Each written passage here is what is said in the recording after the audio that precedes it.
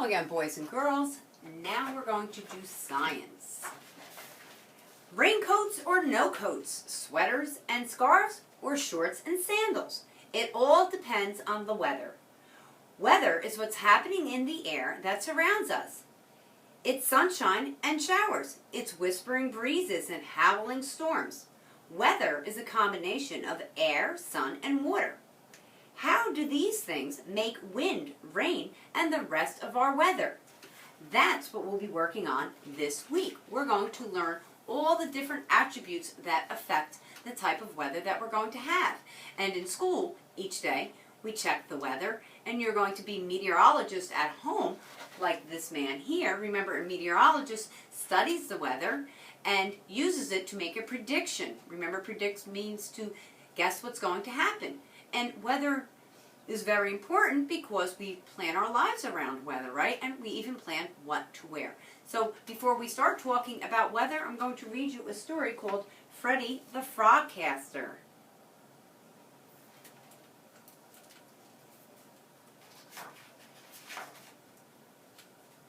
Got a little fog on my glasses. That's the kind of weather, right?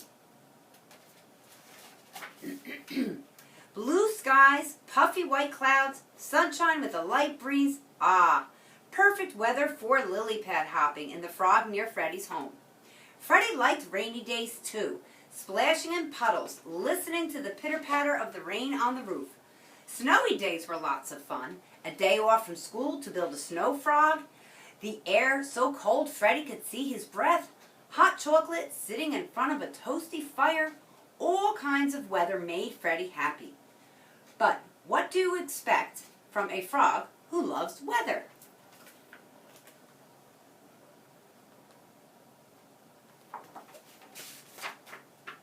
Freddy's mom says Freddy was born to be a frogcaster.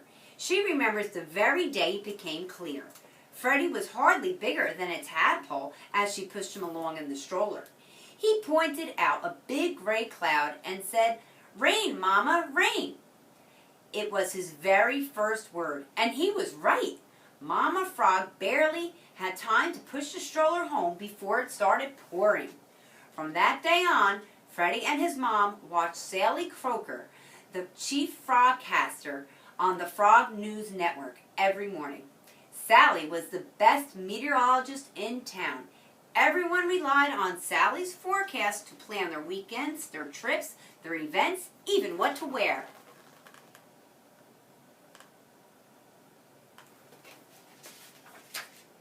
As Freddy grew, he kept his eye on the sky, watching the clouds for clues about what the weather would be like each day. Some days there were big heaps of puffy white clouds that looked like cotton candy. Sometimes the clouds looked flat and hazy, like a big gray blanket covering the sky. And some clouds were wispy and curly, like a horse's tail.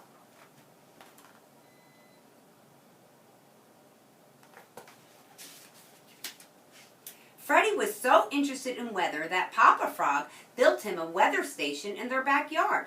He had thermometers, barometers, and all kinds of weather gear. On the roof was a weather vane to show the wind direction. Freddy's parents never had to ask him what he wanted for his birthday or special holidays. The weather books, charts, and tools they gave him always made Freddy happy.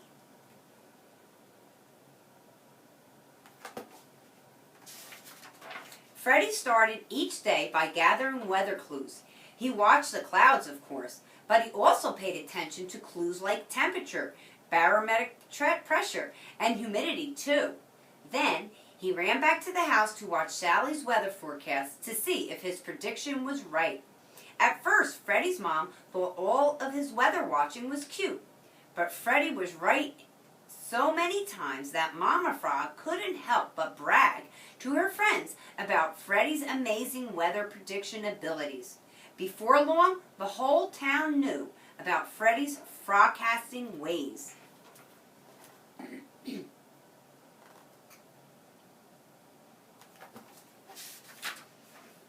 One day at school, Freddy's friend Holly Hopper was worried that it would rain on her birthday and ruin her outdoor party. The teacher, Miss Vivian, said, Why don't we ask our very own frogcaster for help? Miss Vivian handed Freddy her chalk, and Freddy drew the forecast on the chalkboard. He explained how high-pressure system was hovering over the lily pad. This meant the weather would be sunny for the next few days. Hooray, the whole class clapped and cheered when Freddy finished his report. He was so excited and very happy when Holly invited him to her birthday party.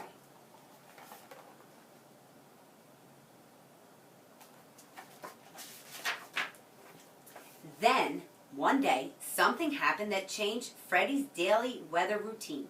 Sally Croker, Freddy's favorite TV meteorologist, had her 3 little tadpoles. While Sally was out on tadpole leave, that means she had to take off work to take care of her tadpoles, the Frog News Network hired a new frogcaster to fill in. Her name was Polly Wagons. And boy, oh boy, was she a hit. Every group in town invited her back to speak at their meetings, from the Salamander Society and the Leaping Lizard League to the Frogmen's and the Bullfrog Ballet.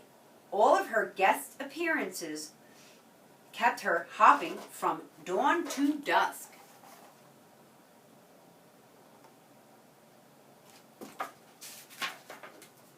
All that attention was great for the news network. Even more frogs tuned in to see the new frogcaster in action. But Freddy started to notice a change in the forecast. It seemed like Polly was so busy making all of her celebrity appearances that she didn't have time to watch the weather for clues. Several days in a row, Freddy's forecast was more accurate than Polly's. That means Freddy is more correct in predicting the weather. Some days, Polly didn't seem to have a forecast at all. Mother Nature is being tricky. It may be sunny or it may be rainy. Who knows? It might even snow, so be prepared. Frogs were hopping around town juggling their umbrellas, their sunglasses, or mittens. That way, they'd be prepared for any type of weather.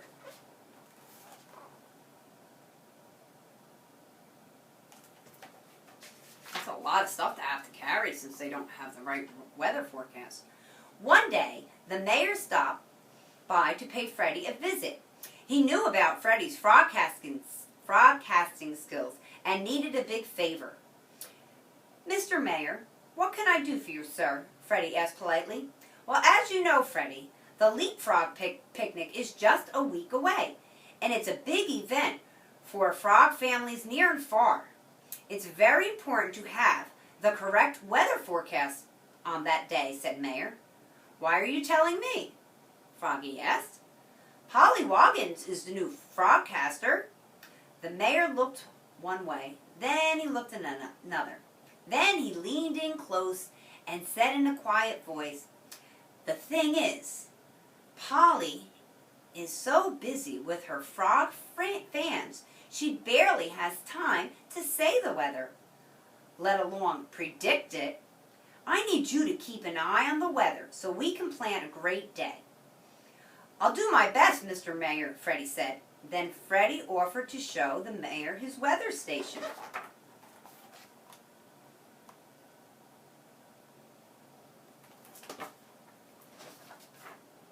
As Freddy led the mayor to the backyard, he explained, "Weather gets tricky to forecast at this time of year.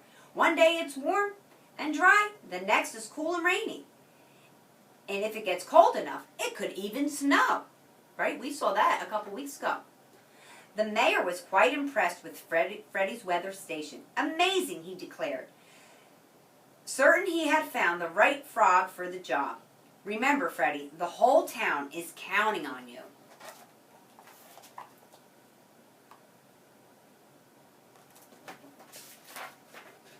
Freddy wasn't about to let the town down.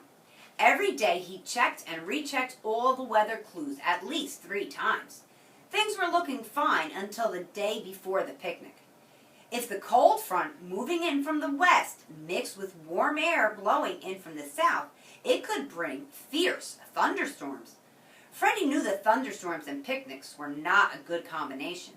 And not just because it would soak up all the fried cricket sandwiches, it would put the frogs in real danger.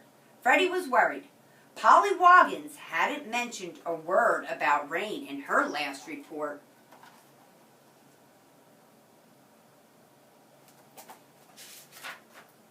Freddy had to do something. He called the mayor and asked him to meet at the weather station. But when the mayor arrived, he wasn't alone. Freddy's favorite TV broadcaster, Sally Croker, was with him, and her new baby tadpoles, too. "I heard you needed a little help," she explained.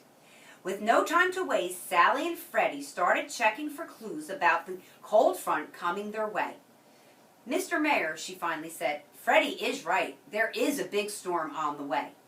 "Quick, turn on the TV," said the mayor. "Maybe we can get word out to Polly in time before her last forecast."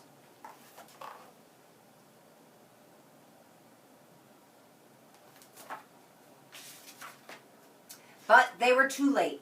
Polly was signing off, promising her viewers, "Be prepared for perfect picnic weather tomorrow." "Uh-oh," said Sally. "Uh-oh is right," said the mayor. "Hey, wait a minute," said Freddy. "She's not all wrong." The mayor and Sally were confused. "Be prepared," said Freddy. She said, "Be prepared. We can do that."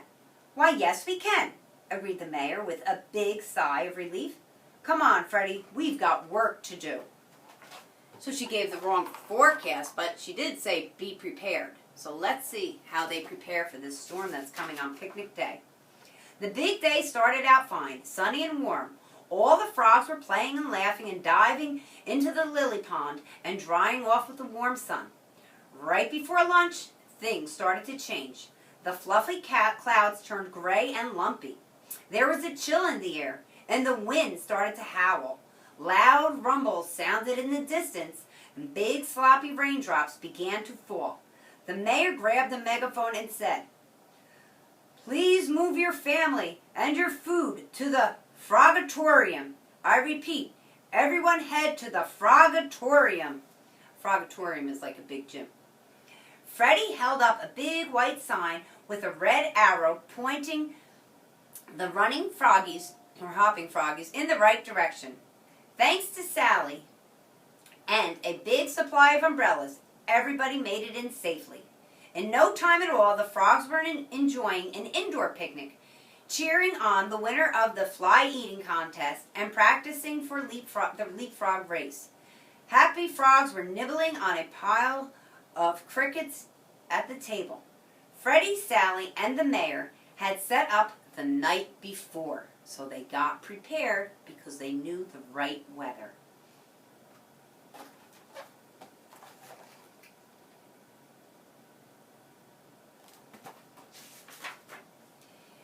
Wouldn't you know it, the leapfrog picnic was a huge success. The mayor and Sally made sure everyone knew that Freddy's frogcasting had saved the day. Freddy had never received so many high fives in his life. Even Polly Wagons stopped to thank him. She was a little embarrassed, but happy to give credit where credit was due. "You know, Freddy," she said, I could sure use a frogcaster like you to help me with my frogcasting. Would you be my assistant?" I would. Freddy couldn't help but hop up and down in excitement, and everyone laughed. "Oh, look," said Sally. "Look over there." All the frogs turned to see what she was pointing at. It was the biggest, most beautiful rainbow Freddy had ever seen. Freddy smiled. Things always look better after the sun comes out, and the future sure did look bright for this little frogcaster.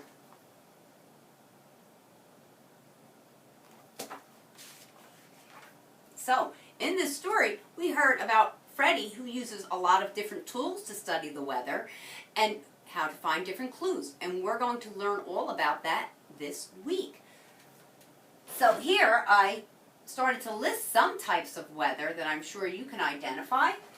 This one is sunny. This one is cloudy, rainy, snowy, and do you remember what we call these different kinds of precipitation? Right, we're going to learn about precipitation. Okay, this is lightning, you remember what this is called? When we have some clouds and some sun. Partly cloudy. When air is moving, it's called wind. Okay? When the clouds are lying low, it's called fog. We talk about this in the morning when we talk about the weather. Okay? And then we talk about how it feels outside. Right? Hot. It could feel warm, cold, cool, or chilly. Those are just some weather words you're going to learn. Okay? And here are some little pictures. Sunny. Okay? Partly cloudy. Overcast, fog, thunderstorms. That's a hurricane. So there are different types of stormy weathers too. This is a tornado, lightning, rain, snow, hail, and back to the sunshine. So we're going to do many things this week and maybe into next week because Miss Sweeney likes to spend a lot of time on weather because it's fun. So what you're going to do this week, you're all going to get your own, it's like a calendar. It has Monday to Friday on it. If you want it on the back, make a row for Saturday and Sunday, you can. And you're going to get little pictures. And you don't have to color them, but each one indicates a type of weather. So each day, you'll put the weather on your weather chart. Okay, today you will also do your newspaper, and there are some fun activities to go along with it on the link that I'm going to send your parents. And then there'll be a follow-up page asking you questions about the things that happened in here. And then here you will draw something that you like to do in your favorite type of weather. And then, it looks like a lot of pages, but they're real quick and easy. You're going to look and identify the type of weather and what is needed, what you should wear. Here's another one that says, what is happening? You're going to cut and paste the pictures below, looking at the clues. What is happening in these pictures? And what is in the sky? Is it windy? Is it snowy? Is it cloudy? Is it sunny? And then, there's another one. It's cut and paste. Which activity, which event below goes with the type of weather you're seeing?